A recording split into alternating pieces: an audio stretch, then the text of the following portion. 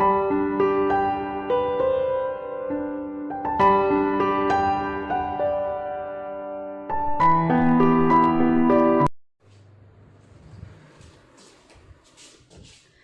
Morning students, welcome on my YouTube channel growth classes खेली।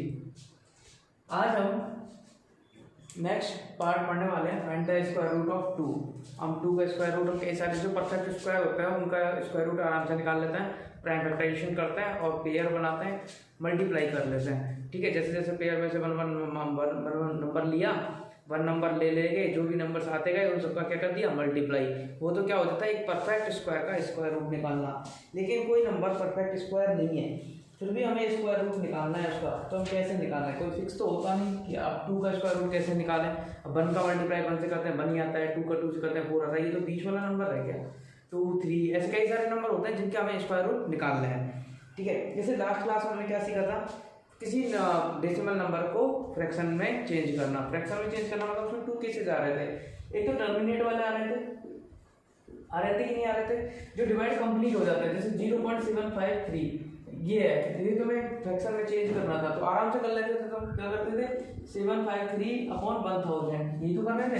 Non terminating repeating था, उसमें इस तरीके से केस आ रहे थे जिसमें रिकरिंग लगी हुई थी, तो ये भी तुमने कर लिए थे नेक्स्ट क्लास में। अच्छा, इसके अलावा हमें क्या करना है, अब हमें 2 का स्क्वायर रूट हमें कैलकुलेट करना है। ठीक है, 2 का स्क्वायर रूट कैलकुलेट करना है, तो इसके लिए देखो सबसे पहले हमें क्या करना होता है, हमें एक डिवाइड जैसी पोजीशन बनानी होती है, प्राइम फैक्टराइजेशन जैसी पोजीशन बनानी होती है। तो मैंने उस पोजीशन को ऐसे बना लिया। ठीक है,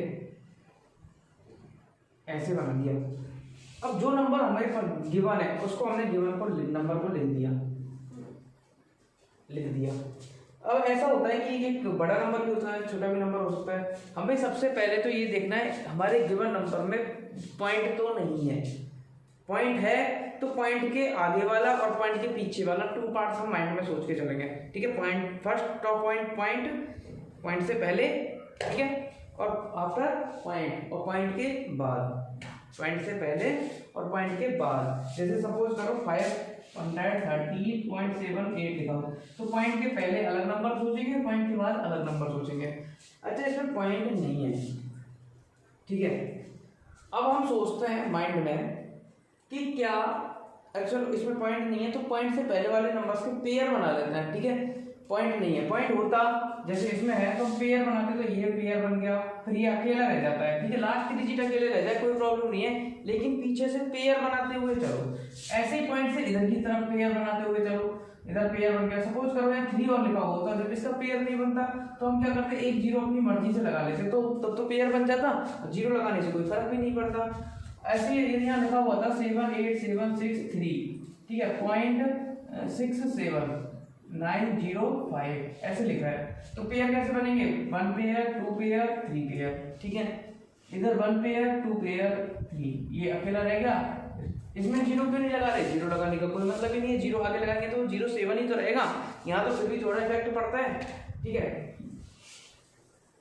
अब हमने पेयर बनाना शुरू किया, तो हमारे पास डिजिट ही सिंगल है, तो पेयर भी क्या बनेगा, पेयर कुछ नहीं बनेगा, अकेला ही पेयर है। ठीक है, अब इसके नीचे लाइन बनाओ चाहे मत बनाओ, एक ही बात है, चलो छोड़ दिए हमने।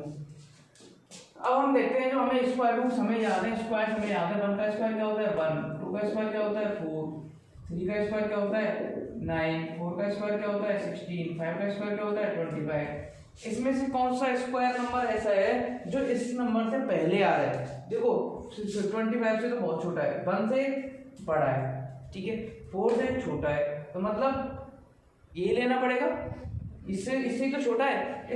ये नंबर कौन से स्क्वायर नंबर से जस्ट बड़ा, तो कौन से जस्ट बड़ा है 1 से, और ये किसका स्क्वायर रूट है 1 का, ये 1 किसका स्क्वायर रूट है 1 का, तो ये वाला 1 हम इधर ले रहे हैं।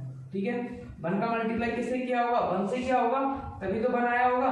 और कौन सी डिजिट हमने सेलेक्ट की 1 सेलेक्ट की ना, 1 का स्क्वायर ही सेलेक्ट किया, तो यहाँ 1 लिख दिया। जो डिजिट हम सेलेक्ट करते हैं उसको यहाँ लिखते जाता है। ठीक है, अब देखो इसका तो कर लेना है हमें एडिशन। ठीक है, यहाँ अभी तो हमने लिखा था कि 1 × 1 बनाता है। ठीक है, तो अब यहाँ लिखेंगे ऐड करके हम यहाँ ले देंगे क्या, और थोड़ा सा स्पेस छोड़ देंगे, यहाँ पे छोड़ दिया 2, इसमें से इसको सब्ट्रैक्ट कर लो, 2 × 2 कर लिया, कोई प्रॉब्लम नहीं है।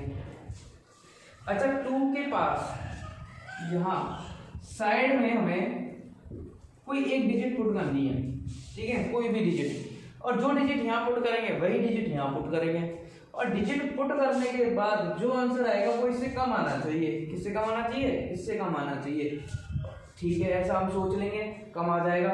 यदि हमने 0 पुट किया तो 0 आ जाएगा, ठीक है, 0 यहाँ, 0 यहाँ, 0 यहाँ। 1 पुट किया तो ज्यादा हो जाएगा, क्योंकि 1 पुट करने से क्या आएगा? 1 1, तो 1 का मल्टीप्लाई 21 से करेंगे तो 21 आ जाएगा। 1 यहाँ पुट करने से 21 आएगा, नहीं तो ज्यादा हो जाएगा।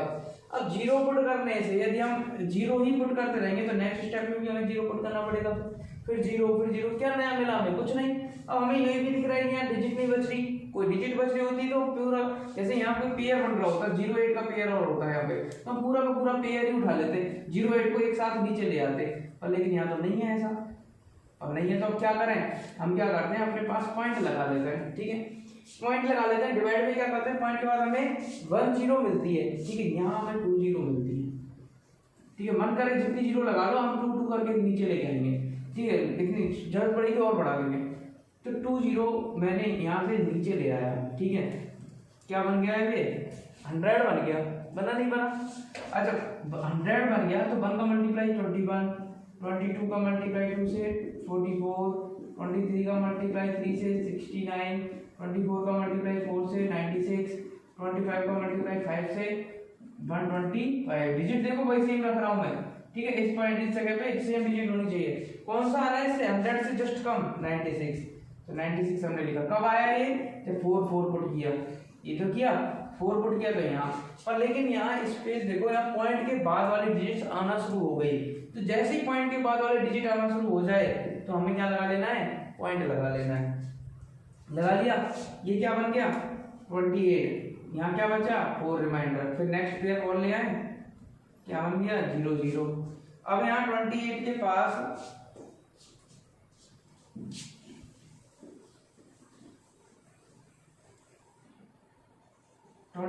पास हमें कोई नंबर रखना है और 400 से कम होना चाहिए।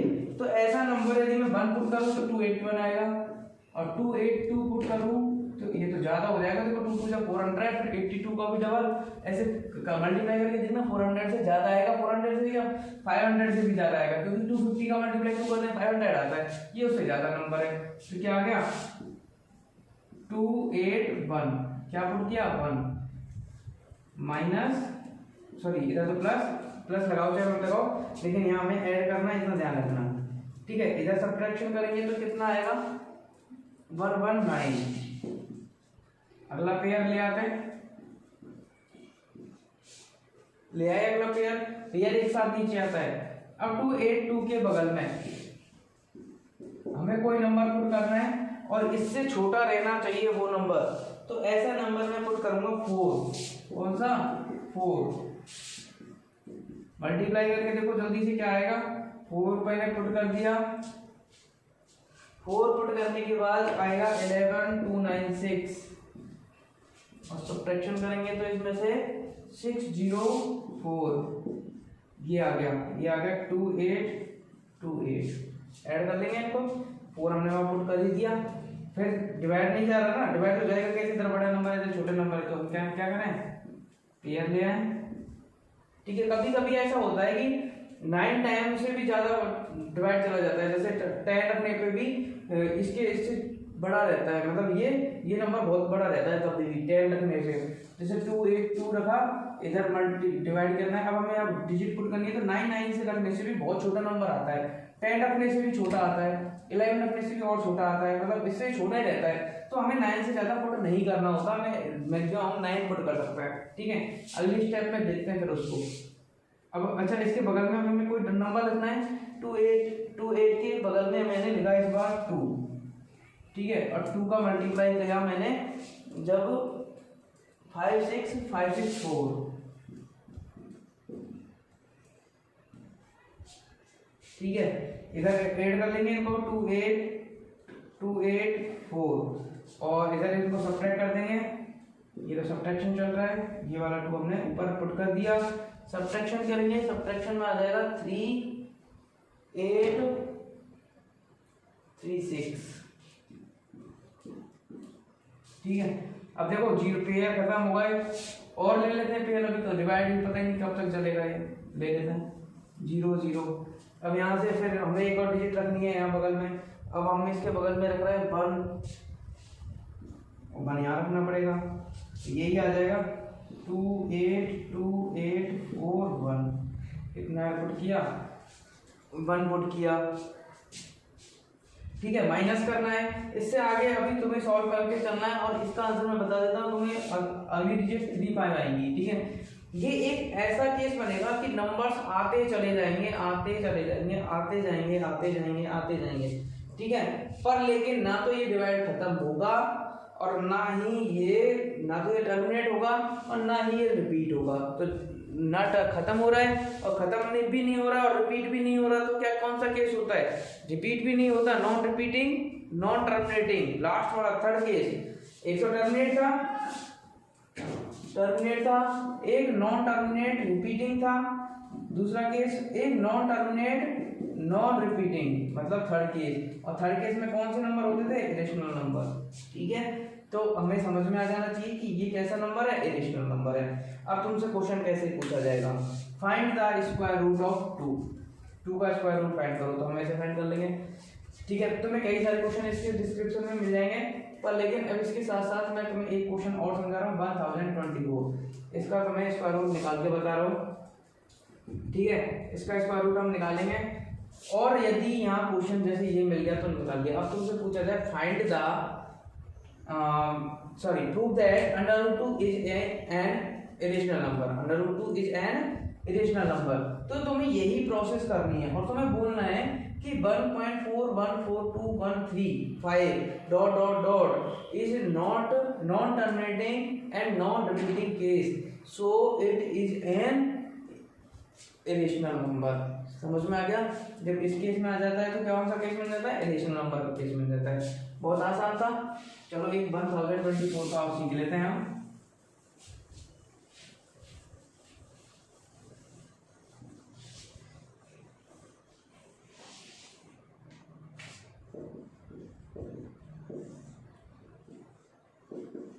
हमें क्या करना है? पीछे की तरफ से पेयर बनाना है। पेयर बना लिए, ठीक है, पॉइंट नहीं है, कोई प्रॉब्लम नहीं है। अब हमें क्या करना है? देखो फर्स्ट पेयर को देखो, 10 कौन से स्क्वायर नंबर से जस्ट बड़ा है? 9 से जस्ट बड़ा है, तो मतलब 3 का स्क्वायर लिया, क्या आ गया? 9 आ गया। इसको तो ऐड करना है, इधर इसको माइनस करना है। 3 3 6, इधर क्या है? 1, पेयर को अपॉन मिल जाएगा 24। 6 के बगल में हमें कोई नंबर रखना है, और क्या आ जाना चाहिए? इससे छोटा आना चाहिए। 1 1 61 62 120। अरे वाह, ये तो क्या हो गया? मैच हो गया, तो 2 ही रख देते फिर। 124 क्रॉस हो गया। इसको फिर आगे करने की जरूरत ही नहीं है हमें, क्योंकि हमारे पास नंबर ही नहीं है, तो इसको ऐड करके क्या करेंगे? 64 लिख भी देंगे, तो क्या हो रहा है? आंसर कितना आया? 32। 1024 का स्क्वायर रूट कितना आ जाएगा? 32 आ जाएगा। हो गया सॉल्व।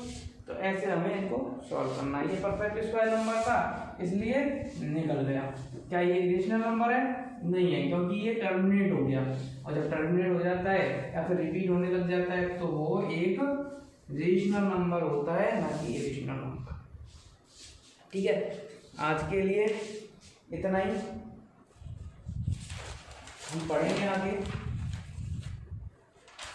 नेक्स्ट क्लास में। हम इन्हीं नंबर्स को, जो इरेशनल नंबर्स थे, √2, √3, √5, √7, इन सबको नंबर लाइन पे रिप्रेजेंट करना सीखेंगे। नंबर लाइन रिप्रेजेंट करने के लिए हमें कंपास की जरूरत पड़ेगी, स्केल की जरूरत पड़ेगी, पेंसिल की जरूरत पड़ेगी, और इरेजर की भी जरूरत पड़ेगी। बाकी ये सामान तुम साथ में रखना, जब हम सीखने वाले हो ये सामान मंगवा लेना, या फिर होना चाहिए तुम्हारे पास, तब हमको नंबर लाइन पे रिप्रेजेंट कर पाएंगे। Thank you so much.